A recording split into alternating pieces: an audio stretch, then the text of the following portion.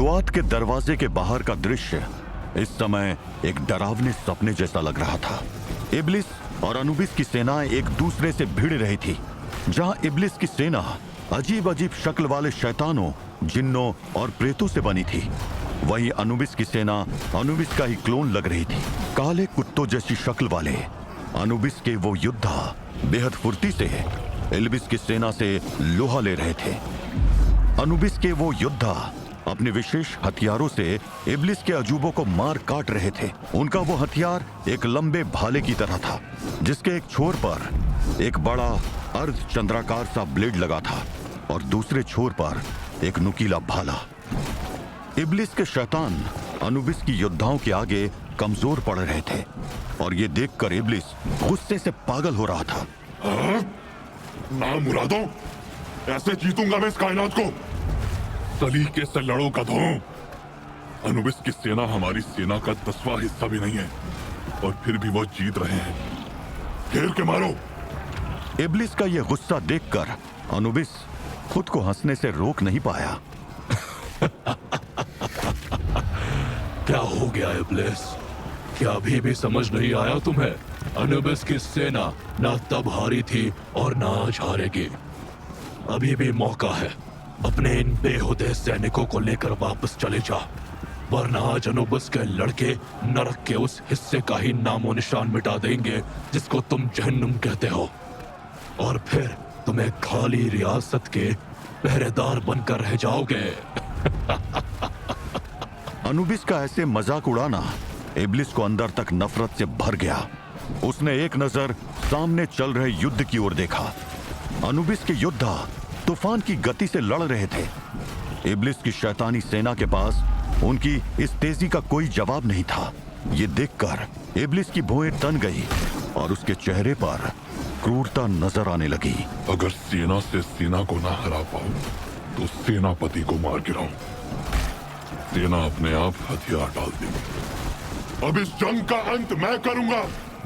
Anubis, तैयार हो जा।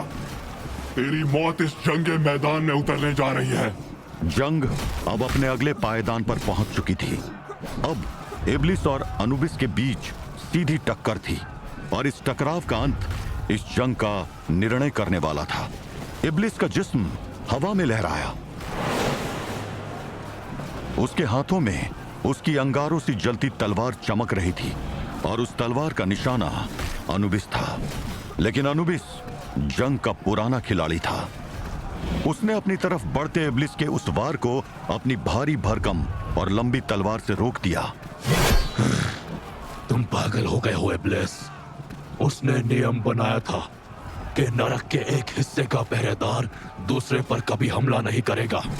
तुम उसके नियमों का बहुत अपमान कर चुके हो। अब मैं तुम्हें यहां से वापस नहीं जाने दूंगा।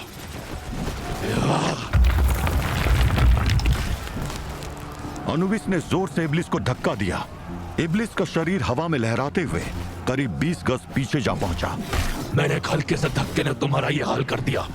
क्या हुआ इब्लिस? डर लग रहा है? इब्लिस ने अनुबिस की बात का कोई जवाब नहीं दिया। वो इस बार जोर से हवा में उछला और कई फुट ऊपर पहुंच गया। अब वो अनुबिस की तरफ तेजी से आ रहा था, लेकिन एक बार फिर अनुबिस ने एक घुटने के बल बैठकर अपनी तलवार से उसके वार को रोक दिया। दोनों की तलवार बहुत जोर से टकराई, इतनी जोर से कि आसपास के सैनिक जमीन पर धराशायी हो गए।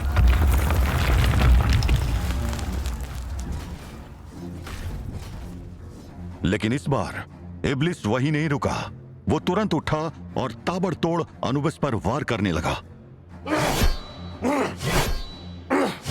मैं तुझे नहीं छोड़ूंगा अनुबिस। अनुबिस उसके एक एक वार को अपनी तलवार से रोक रहा था। उसे एक सही मौके की तलाश थी और इब्लिस के अंधाधुंध हमलों ने जल्द ही उसको वो मौका दे दिया। अनुबिस हल्का सा साइड हुआ और इब्लिस की तलवार जमीन पर जा टकराई। इब्लिस अनुबिस के उस दाव को समझ नहीं पाया।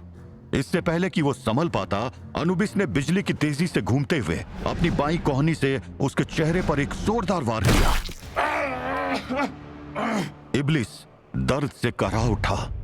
वो लड़खड़ाया और जैसे ही उसने अपने पैर संभाले, अनुबिस का एक जोरदार मुक्का उसके पेट में आकर लगा। अनुबिस के मुक्के ने इब्लिस को धाराशायी कर दिया था। उसकी तलवार भी उसके हाथ से छूट चुकी थी और उसके गिरते ही उसकी सेना भी डर के मारे रुक गई। क्यों इब्लिस, अभी भी लड़ना है? एक आखिरी मौका देता हूं, उठो और महादेव से माफी मांग लो, मैं तुम्हें वापस जाने दूंगा। माफी? अभी तक तो मैंने अपनी ताकत दिखाई ही नहीं है। अब देख मैं तेरा क्या हाल करता हूं। इब्लिस अचानक से गायब हो गया। अनुबिस को समझते देर नहीं लगी कि वो अब अपनी जादुई शक्तियों का इस्तेमाल कर रहा था। वो इधर उधर देखने लगा। अचानक इब्लिस उसके पीछे प्रकट हुआ और उसने उसके पीठ पर एक लात जड़ दी। अनुबिस को उसके बाद संभलने का मौका नहीं मिला।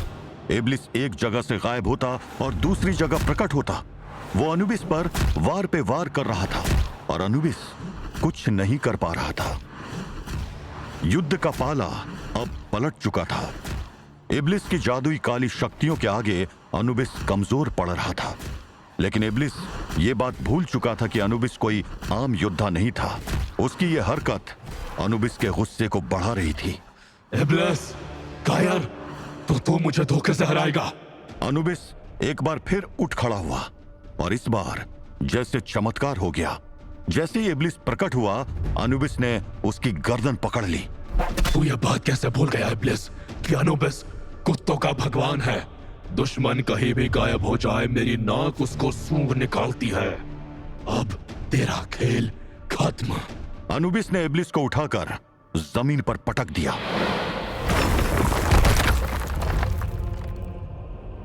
अनुबिस का वो रूप देखकर इब्लिस की सेना बुरी तरह डर गई।